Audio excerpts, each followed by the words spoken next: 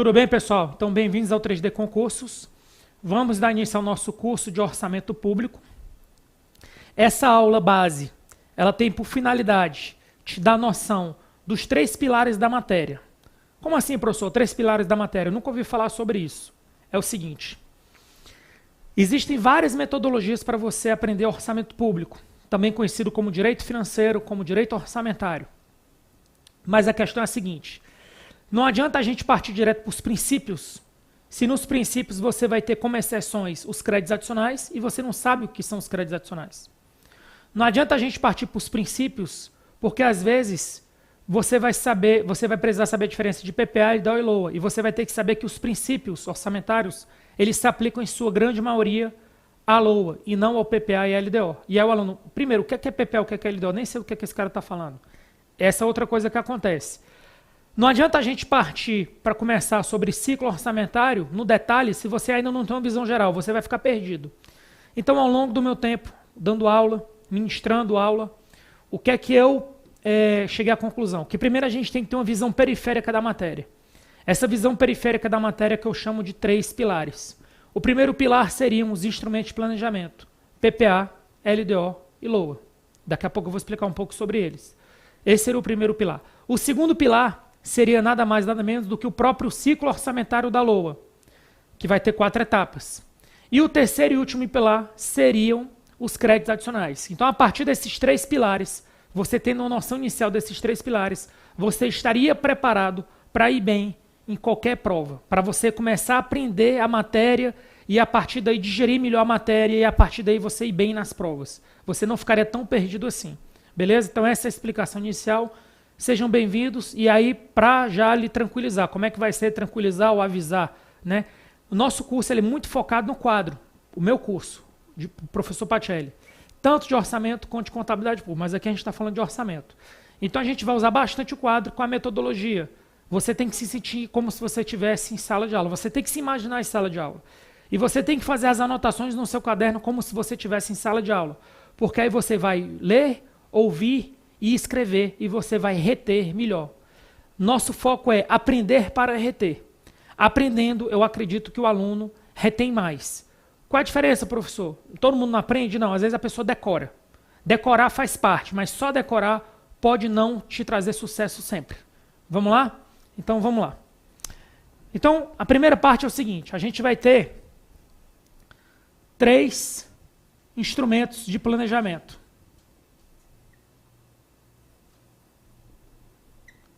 Então, você vai ter o PPA,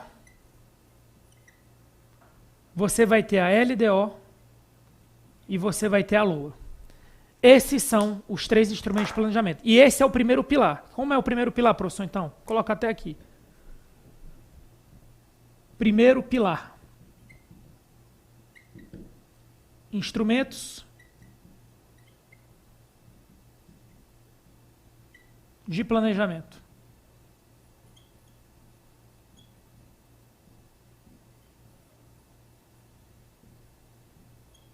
Então, os instrumentos de planejamento que são o primeiro pilar, eles são 3.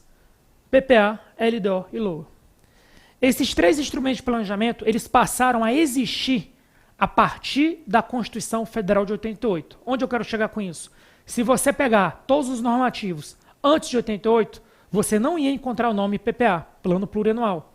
Você não ia encontrar o nome LDO, Lei de Diretrizes Orçamentárias. O único nome que você encontrar desses 3 é Lei Orçamentária Anual. Então, a Lei Orçamentária Anual, ela existe enquanto arcabouço jurídico, normativo jurídico, desde o Império, da Constituição Federal de 1824, formalmente. Mas PPA e LDO só existiram, só passaram a existir a partir da Constituição de 88. Beleza? Vamos escrever primeiro esses 3 nomezinhos aqui para não ter problema. Então, LOA, porque vou partir da premissa que você nunca viu a matéria. Lei Orçamentária Anual. Lei Orçamentária Anual. LDO, Lei de Diretrizes Orçamentárias. Lei de Diretrizes Orçamentárias.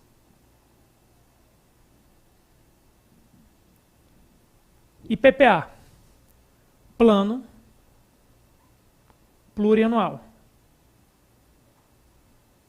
Certo?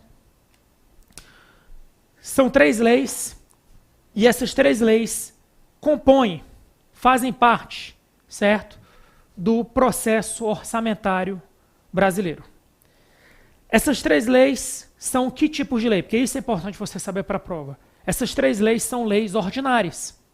Se são leis ordinárias, elas precisam de qual quórum para serem aprovadas no âmbito do legislativo? Maioria simples. Então vamos escrever isso aí também. São leis ordinárias, as 3 leis. São leis ordinárias.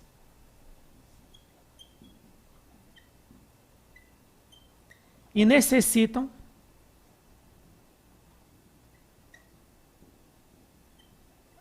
de maioria simples.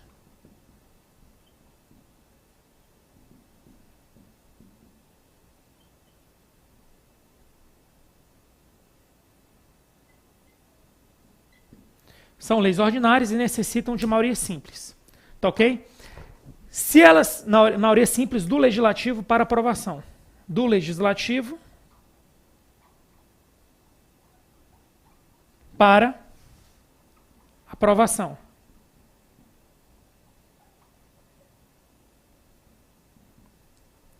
E aí, quando a gente fala sobre isso, uma coisa que é interessante a gente saber é o seguinte: as leis, elas normalmente são de iniciativa do chefe do Poder Executivo, mas existem na Constituição Federal, e pode ser que exista na Constituição Estadual e na Lei Orgânica do Município, leis que podem ser delegadas, ou leis que são de iniciativa dos outros poderes. A pergunta é, essas 3 leis aqui, elas, em qualquer hipótese, elas são de iniciativa do Executivo, ou seja, o que é que eu quero saber? Sempre a LOA, a LDO e o PPA, sempre serão de iniciativa do Executivo, ou existe a hipótese que essas leis não serão de iniciativa do Executivo? Resposta: essas leis sempre devem ser de iniciativa do chefe do Executivo.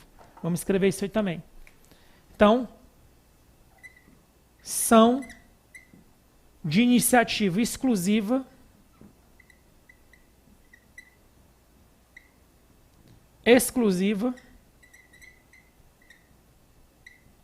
do chefe do Executivo.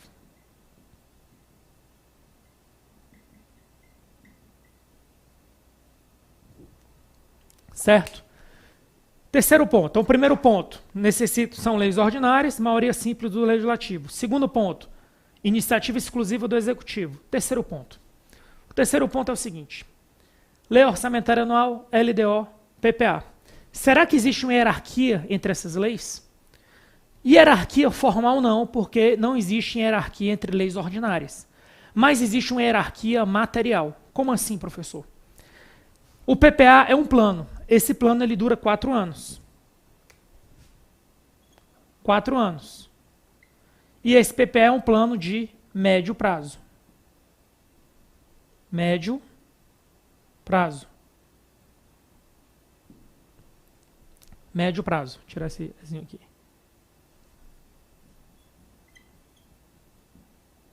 Certo? O PPA é um plano de 4 anos, é um plano de médio prazo. A LDO, ela estabelece prioridades. Prioridades. E a Lei Orçamentária Anual é o orçamento propriamente dito. Orçamento propriamente dito.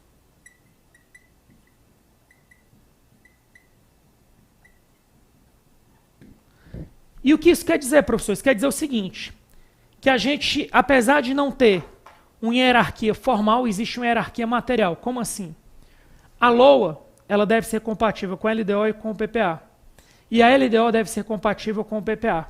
Ou seja, eu só posso elaborar uma LOA, essa LOA sempre deve ser compatível com o PPA e com a LDO. E a LDO sempre deve ser compatível com o PPA. Qual é a conclusão que a gente chega? E eu vou dar uma dica que vai ajudar nisso. O PPA, ele está no nível estratégico e tático. A LDO está no nível tático e operacional. e a LOA está no nível operacional. É óbvio que o operacional tem que estar compatível com o tático, e é óbvio que o tático tem que estar compatível com o estratégico. Então vamos anotar essa dica aí. Então, aqui é a parte operacional. Aqui seria a parte tático e operacional.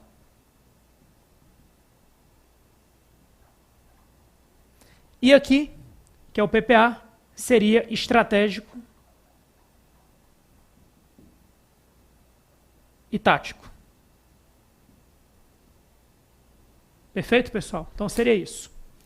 Então, é óbvio, é deduzível, olhando aqui agora, que é óbvio que algo que é operacional deve ser compatível com algo que é tático e operacional e algo que é estratégico e tático.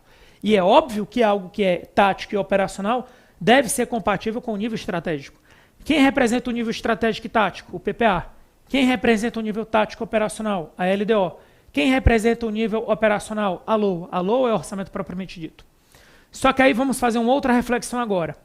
A gente sabe que esses instrumentos são leis, certo? Porque o Brasil é um país efetivamente legalista, ele gosta de lei, né? Faz parte da nossa cultura. Então essas leis aqui, elas são submetidas, elas são sempre de iniciativa do Executivo e elas são submetidas ao Legislativo. A pergunta é, existem formas de o Legislativo participativamente desse processo orçamentário? Existe. O Legislativo, a gente vai ver mais ao longo do curso, que ele vai fiscalizar, a gente vai ver na verdade no próximo bloco, quando falar de ciclo, que o Legislativo ele fiscaliza o Executivo. Beleza, mas o nosso ponto agora é o seguinte, na hora que se está se elaborando esses instrumentos de planejamento, PPA, LDO e LOA, será que admite-se que o Legislativo propõe emendas, faça emendas? Admite-se. Só que aí tem uma regrinha. Essas emendas, a LOA, devem ser compatíveis com quem? Olha a resposta que eu vou dar. Se a própria LOA sempre deve ser compatível com o PPA e com a LDO, olha a pergunta que eu vou fazer para você agora. Você acha que as emendas à LOA também seguem essa regra? Óbvio. Uma emenda à LOA faz parte da LOA. Se a LOA deve ser sempre compatível com o PPA e com a LDO, é óbvio que sempre as emendas à LOA devem ser compatíveis com o PPA e com a LDO. Então vamos escrever essa ideia aí. Então eu vou apagar essa parte aqui de baixo e vou falar um pouco dessa questão da compatibilidade. Então vamos lá. A LOA sempre deve ser compatível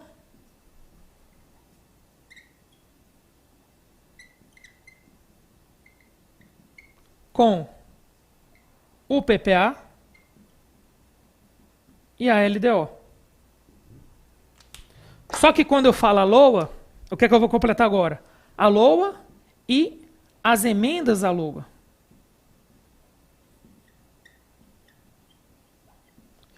E o que mais, pessoal? A LDO também. Só que a LDO é só com o PPA.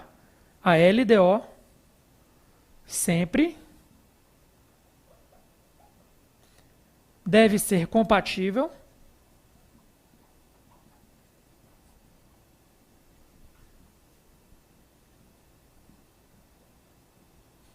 com o PPA. Só que não é só a LDO. É a LDO e as emendas da LDO. E as emendas da LDO.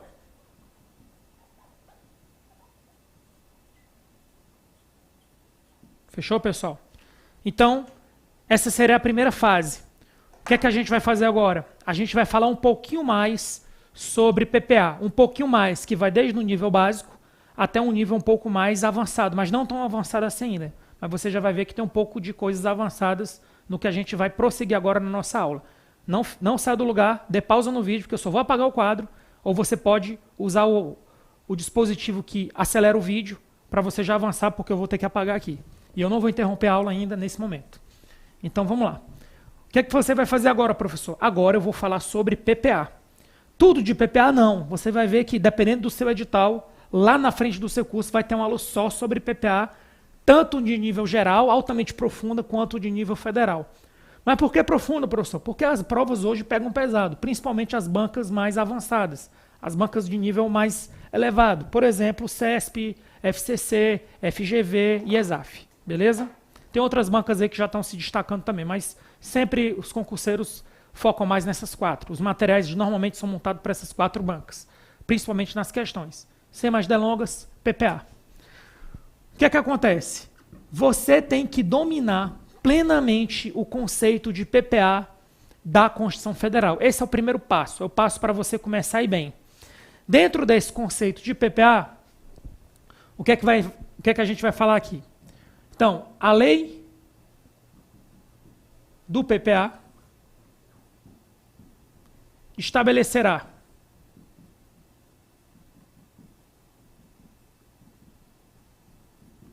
de forma regionalizada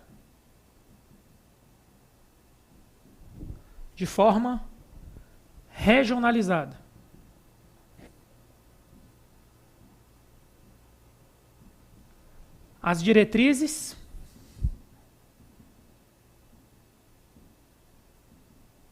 objetivos e metas da Administração Pública Federal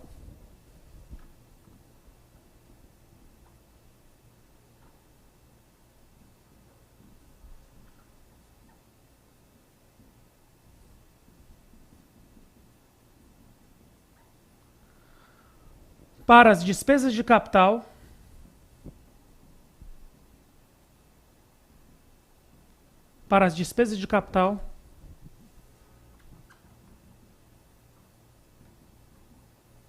e outras delas decorrentes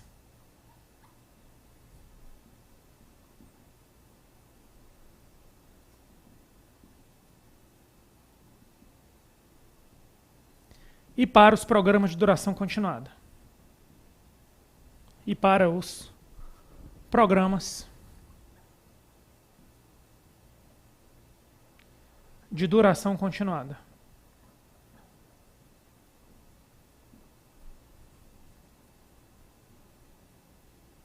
Então vamos lá.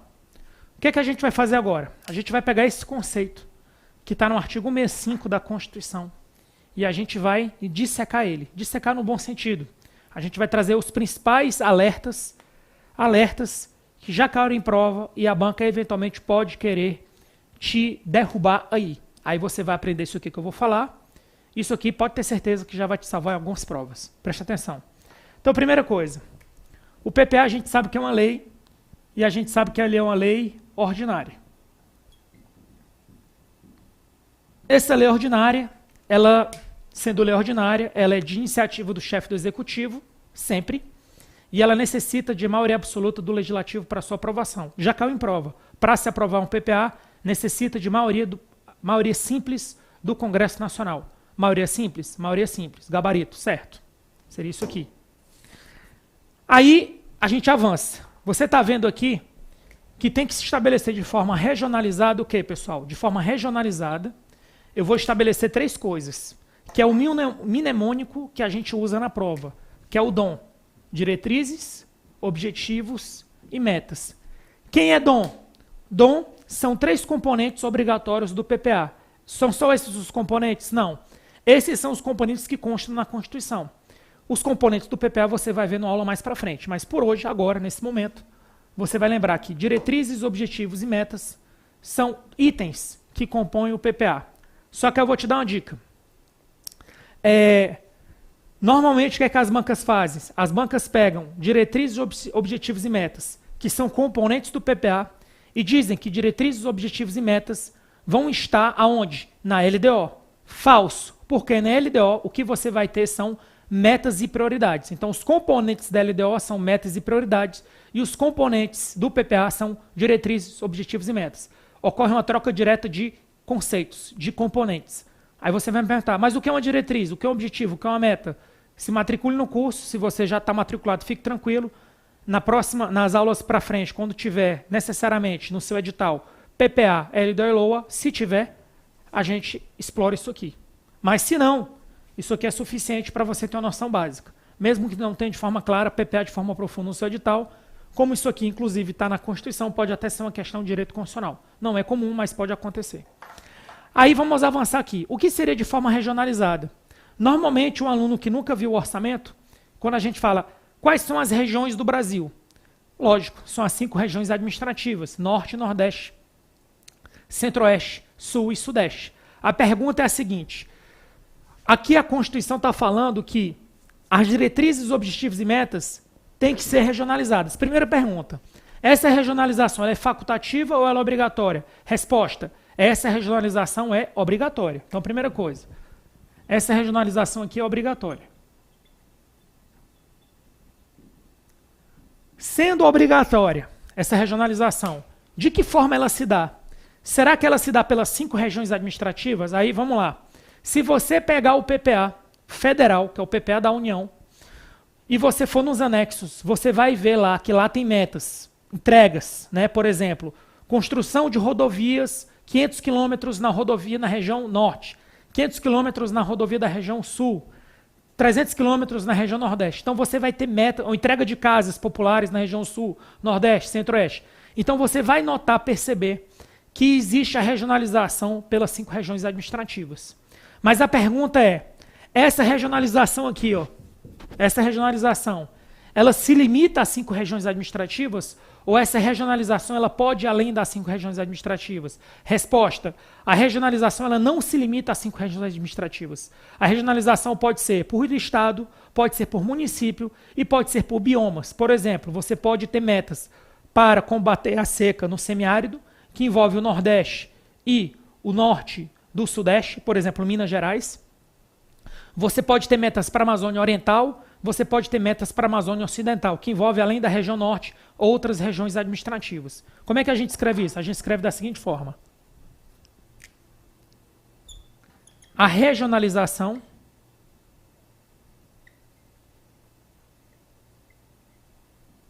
não se limita a 5 regiões administrativas.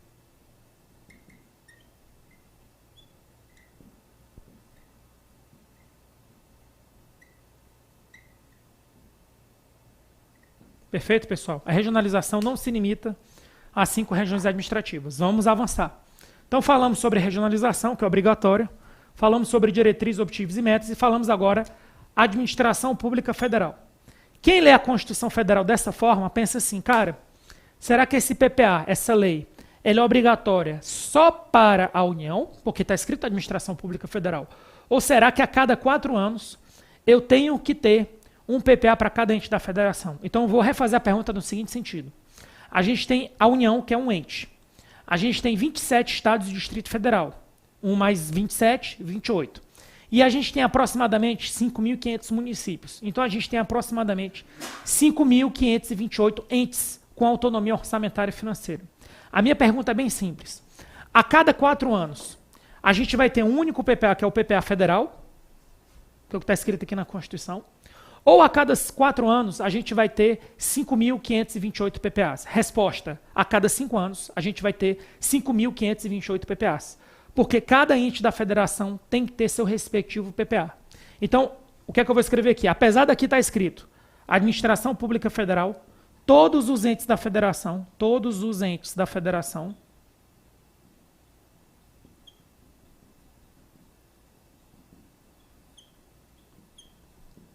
devem possuir PPA.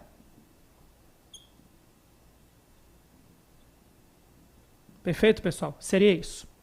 Fechou?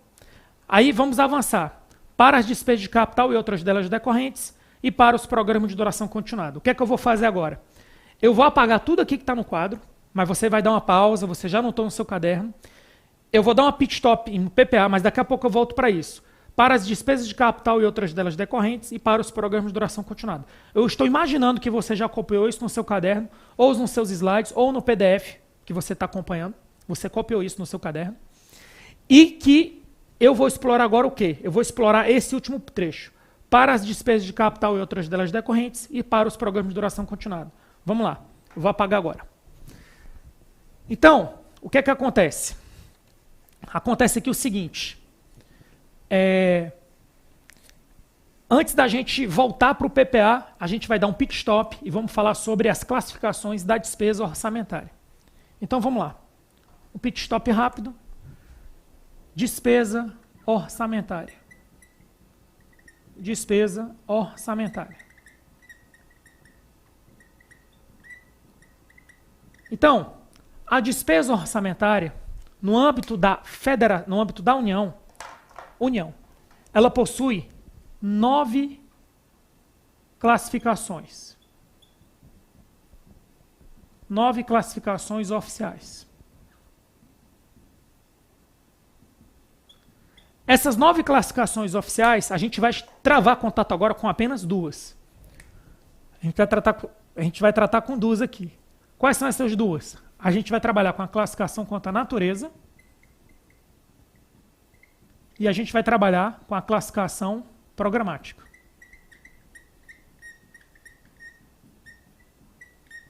Perfeito? Quanto à natureza, a gente vai fazer aqui um círculo. Vamos colocar aqui, natureza.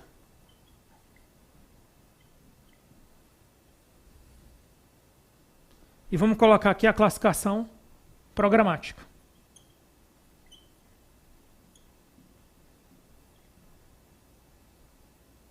Perfeito?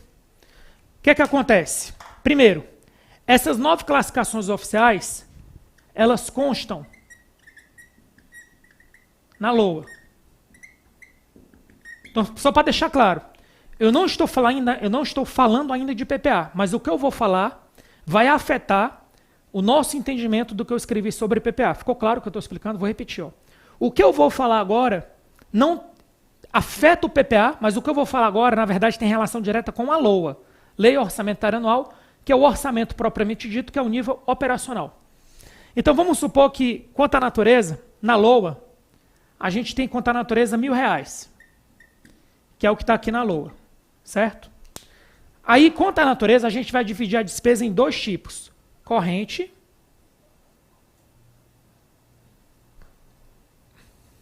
e capital.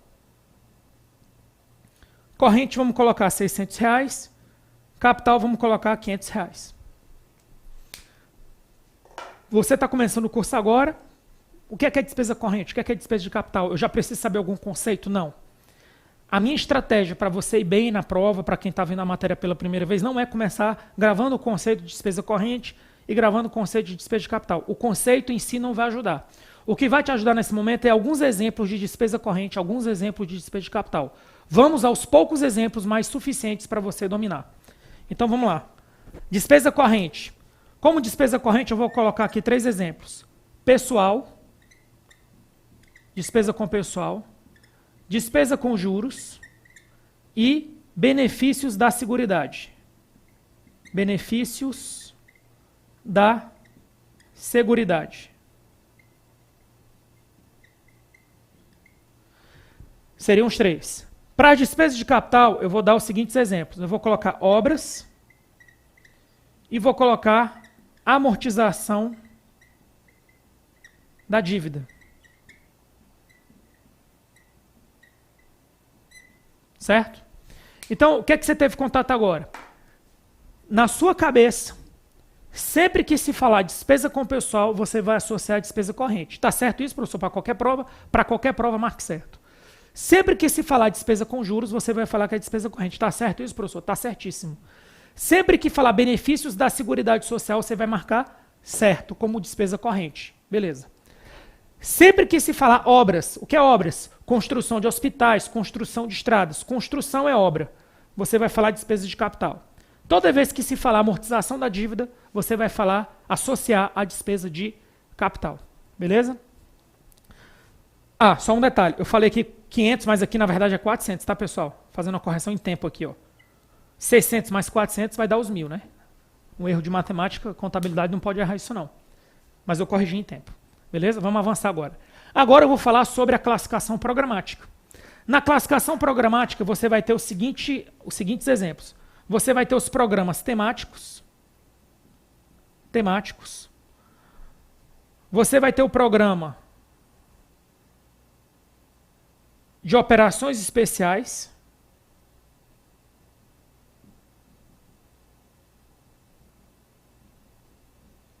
E você vai ter o programa de gestão, manutenção, vou colocar aqui sigla, e serviço. Então vou ajudar você, porque eu coloquei abreviado para eu escrever o que eu tenho que escrever. Temático, operações especiais, gestão, MNT, manutenção, SV, serviço. Gestão, manutenção e serviço. Primeira pergunta para você, isso aqui está na LOA. Se a sua LOA é de R$1.000, e você já disse que a classificação contra a natureza é 600 mais 400, aqui deu 1.000. Hipótese para você pensar. Qual é o valor que tem que ser isso, mais isso, mais isso? Essas 3 fatias de pizza, elas têm, desse gráfico pizza, essas três fatias, o somatório dela tem que dar quanto, pessoal? Resposta, R$1.000. Porque a LOA é a mesma, a LOA é uma só. Se a LOA é a mesma, não importa a classificação que você usa. Independente da classificação que você usa, que são 9, em qualquer uma das 9 classificações, o somatório final tem que ser quanto? R$1.000. Então, nesse caso aqui vai ser 1.000. Aqui vai ser, no caso, o total vai ser 1.000. Só que aqui eu vou dar um chute, eu vou dizer que aqui foi 350, aqui foi 350, e aqui foi 300, desculpa, e aqui foi 350. Vamos supor que isso aqui foi a LOA para 2017. Então, na LOA 2017, eu tive R$600 de despesa corrente e R$400 de despesa de capital. Isso contra a classificação contra a natureza. E eu tive R$350 de despesa na classificação programática de programas temáticos, 300 de operações especiais e 350 de gestão, manutenção e serviço. Professor, mas você ainda não explicou o que é isso. Eu vou explicar agora. Presta atenção. O que são programas temáticos? São programas da área fim. Então, toda vez que falar área fim, você vai associar com o programa temático. Toda vez que associar com a área meio, você vai associar com gestão, manutenção e serviço. E os programas de operações especiais? A palavra mágica aqui é que eles são neutros. Por que eles são considerados neutros? Eu não vou aprofundar tanto agora nesse vídeo, mas lá para frente eu vou aprofundar quando eu voltar para ele. Mas eu vou dizer só uma coisa hoje. Eles são neutros porque os gastos nos programas de operações especiais, eles não agregam valor à riqueza do país. Eles não alteram o produto interno bruto. Eles não geram riqueza. Por que eles não geram riqueza? Ou porque você está pagando um empréstimo do passado, que gerou riqueza lá atrás, você construiu uma ponte, fez um empréstimo. Quando você construiu a ponte, gerou riqueza. Agora você vai pagar um empréstimo. Quando você paga um empréstimo, não gera mais riqueza. Você está devendo, você está pagando o que você deve. Ou é quando a União repassa recursos para os estados e municípios. O dinheiro que a União repassa para os estados e municípios não gera riqueza. Quem gera riqueza é quando os estados e municípios arrecadam e guardam esse dinheiro recebido pela União. Beleza? Aí, continuando. Programas temáticos, programa de operações especiais, programa de gestão, manutenção e serviço. Área fim, área meio e neutros.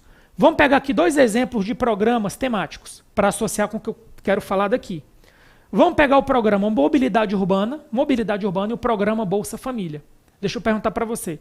Mobilidade Urbana, vou te dar uma dica. Mobilidade Urbana entrega estradas, faz reformas e manutenção de rodovias. Se ocorre entrega de estradas, novas rodovias, você acha que isso é uma obra ou não é? É. Então, dentro do programa temático, eu posso ter despesas de capital, certo? Certo. Então, nos programas temáticos, eu tenho despesas de capital. Qual foi o exemplo de despesa de capital que eu falei, mas eu não escrevi, mas você pode anotar? Eu falei aqui o programa de mobilidade urbana. O programa de mobilidade urbana, você entrega grandes obras para a população. E o outro exemplo seria despesa corrente. Qual é o exemplo de despesa corrente que eu vou usar para o programa temático? O programa Bolsa Família. No programa Bolsa Família, é entregue para a sociedade o quê? Benefícios assistenciais. Então, os benefícios assistenciais que são entregues para a sociedade, para a população em situação de extrema pobreza, são despesas correntes, porque são benefícios assistenciais da Seguridade, e são programas temáticos. Moral da história, primeira pergunta. Dentro de um programa temático, eu posso ter ao mesmo tempo despesa corrente e despesa de capital? Pode. Isso aqui é tanto dentro do programa temático. Dependendo do programa, você vai ter despesa de capital ou você vai ter despesa corrente. Dependendo do programa, você pode ter um mix das duas, tanto despesa corrente quanto de capital. Mas qual é a dica que eu quero dar aqui? Não é porque um programa é temático, ele só vai ter despesa corrente. Não é porque um programa é temático, ele só vai ter despesa de capital. Um programa temático pode ter tanto despesa corrente quanto despesa de capital. Essa é a dica. E o programa de gestão, manutenção e serviço? O programa de gestão, manutenção e serviço, você também vai ter despesa corrente e capital. Corrente e capital. Aí eu vou colocar aqui obras e vou colocar aqui pessoal.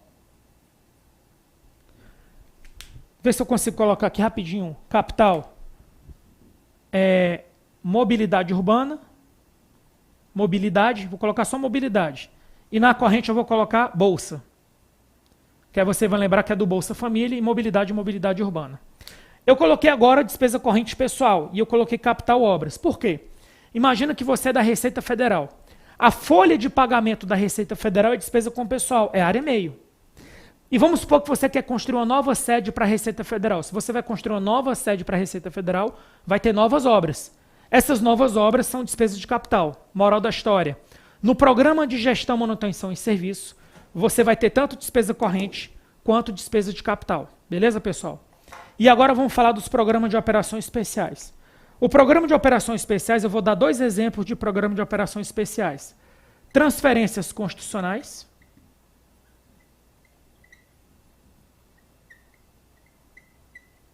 e transferências constitucionais, e o outro seria gestão da dívida.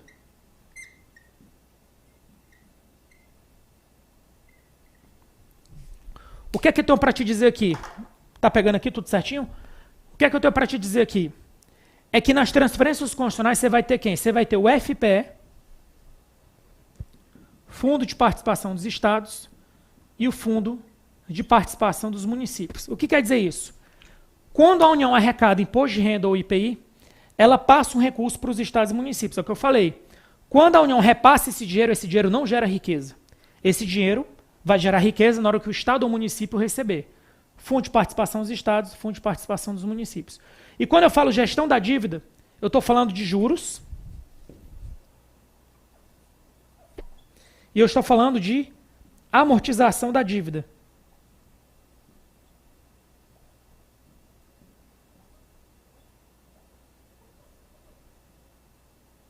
Então, juros e amortização da dívida, o que é que acontece? Os juros a gente acabou de ver que é despesa corrente. E a amortização da dívida é despesa de capital. Qual é a moral da história? No programa de gestão, no programa de operações especiais, que é o que a gente está estudando agora, você também vai ter ao mesmo tempo tanto despesa corrente, pode ter, tanto despesa corrente quanto despesa de capital. Moral da história. Moral da história, para a gente encerrar essa parte e voltar para o PPA. Não é porque um programa ele é temático, gestão, manutenção e serviço e operações especiais, que ele só vai ter despesa corrente ou que ele só vai ter despesa de capital. Ele pode ter ambas. Pit stop, acabamos isso aqui, que é um primeiro contato com 2 classificações oficiais, natureza e programática. Vamos voltar para o PPA, partindo da premissa que você anotou no seu caderno e que eu vou trabalhar com isso aí. Olhe para suas anotações no caderno sobre o conceito do PPA. Vamos lá. Para as despesas de capital e outras delas decorrentes e para os programas de duração continuada. Muita atenção nessa hora. Se viesse assim na sua prova, no PPA constam as despesas de capital, certo ou errado? Certo, a Constituição está falando que as despesas de capital estão aí. Segunda pergunta, no PPA constam despesas correntes. Resposta, certo. Por que constam despesas correntes? Porque no PPA devem constar despesas de capital e outras despesas delas decorrentes. Quem são as outras despesas delas decorrentes? São as despesas correntes necessárias para que os programas que constam no PPA sejam alcançados. Por exemplo, você tem um programa para construir unidades básicas de saúde ou unidade de pronto atendimento, UBS ou UPAs. Não adianta nada você ter uma obra, construir os hospitais, construir as UPAs e as UBSs, comprar os equipamentos de última geração, se você não tiver os médicos lá para colocar a coisa em funcionamento. Então você precisa de médico, você precisa de enfermeiro, você precisa de atendente, você precisa de segurança patrimonial e você precisa da parte administrativa. Sem isso não vai funcionar a UPA e a UBS. Você precisa de tudo isso. Então, quando você elaborar o seu PPA, você deve considerar a despesa de capital, que é para construir os hospitais, e também a despesa corrente necessária para funcionar os hospitais. Então, por isso que no PPA, você tem despesa de capital? Sim. Você tem despesa corrente? Sim. Só que agora eu vou te preparar para uma questão super difícil. No PPA, constam todas as despesas de capital? Resposta, não. No PPA constam todas as despesas correntes? Resposta, não. Porque todas as despesas correntes e todas as despesas de capital, elas só vão ter em um canto, na lei orçamentária anual. No PPA você não tem todas as despesas. você tem apenas despesas de quem? Agora que eu vou explicar. No PPA você não tem as despesas dos programas de operações especiais. Então, por exemplo, o PPA tem 4 anos. No ano 1 do PPA, que é o ano, vamos supor, de 2017, na prática seria 2016, só para você ficar com a ideia correta. O PPA atual federal é 2016, 17, 18 e 19. Como eu usei aqui 17, vamos pensar que a gente está no ano 2. Então, quando você for no PPA e olhar o ano 2, no ano 2 do PPA, não vai estar escrito lá no ano 2 do PPA R$1.000. Vai estar escrito o quê? R$700, que é 350 mais 350. Por quê? Porque no PPA não constam os programas de operações especiais. Então, com essa dica que eu acabei de te dar, você acabou de gravar o seguinte: no PPA constam despesas de capital? Sim. Constam despesas correntes? Sim. Mas constam todas as despesas de capital e todas as despesas correntes? Não. Se você quiser olhar todas as despesas de capital e todas as despesas correntes, você tem que procurar um outro instrumento, que é a Lei Orçamentária Anual. E para fechar, e quem são os programas de duração continuada, professor? Os programas de duração continuada que você anotou aí, no finalzinho do PPA, eles são os programas relacionados à área fim. Então, o PPA, qualquer que seja o PPA do Brasil, de União, Estado, Distrito Federal, municípios, sempre vão ter que ter os programas temáticos. Na União é chamado temático. Em outro estado, município, pode ser chamado finalístico, que é um outro nome que já foi cobrado no passado. Hoje, na União, é temático. Então, todos os programas da área fim, eles devem constar no PPA à luz da doutrina constitucional. Beleza, pessoal? Com isso, a gente encerra a PPA. Eu vou falar agora um pouco sobre LDO e sobre LOA. Vamos lá. Então, ainda sobre esse primeiro bloco, vamos falar aqui sobre LDO e sobre LOA, para a gente encerrar o primeiro pilar, que é os 3 instrumentos de planejamento. Assista a aula quantas vezes você quiser. Essa aula é para você mesmo, está à sua disposição. É para você sentir a temperatura do curso, para você decidir se você se matricula ou não. Espero que sim. Vamos lá. Vamos falar sobre LDO. A LDO, o que é que a gente já viu sobre a LDO? A gente viu que a LDO é uma lei ordinária, ela é de iniciativa exclusiva do chefe do executivo, ela é o elemento tático e operacional, então ela faz a ligação entre o PPA e a LOA. Mas qual é o conceito? Um conceito inicial de LDO. Então a LDO, ela estabelece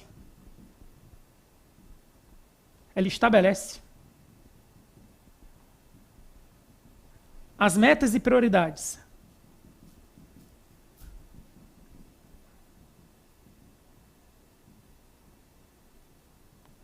da administração pública federal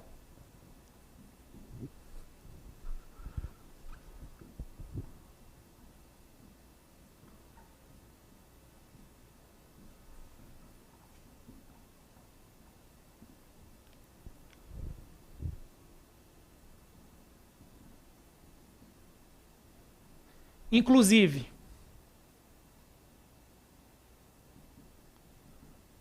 para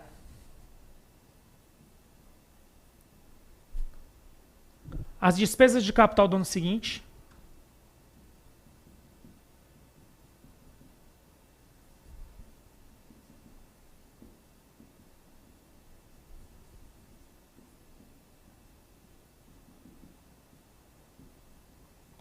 e orientam a elaboração da LOA. E orienta a elaboração da LOA.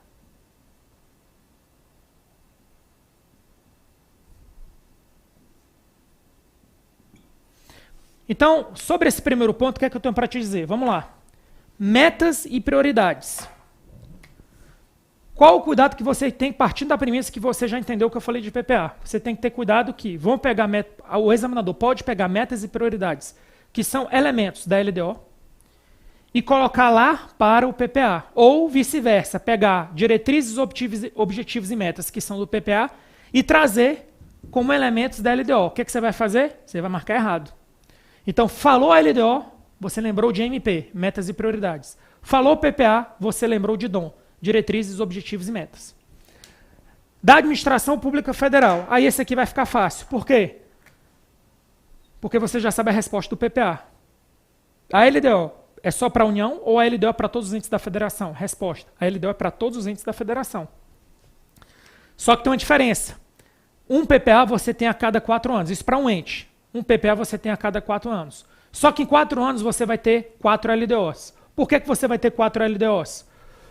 Porque cada LDO vai ter uma única filha, que é uma LOA, digamos assim.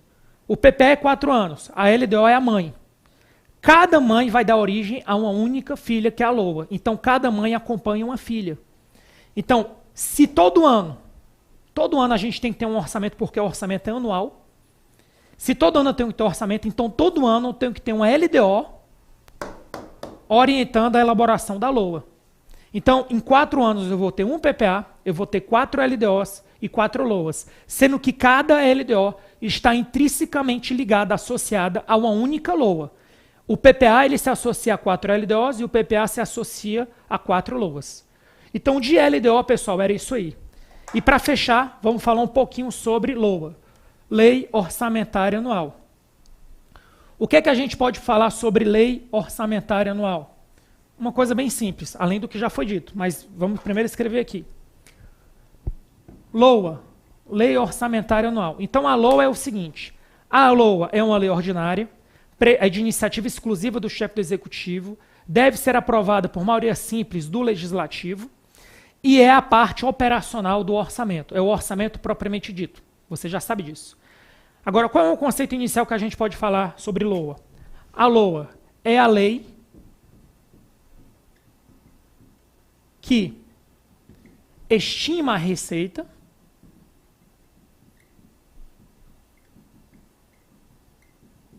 e fixa a despesa.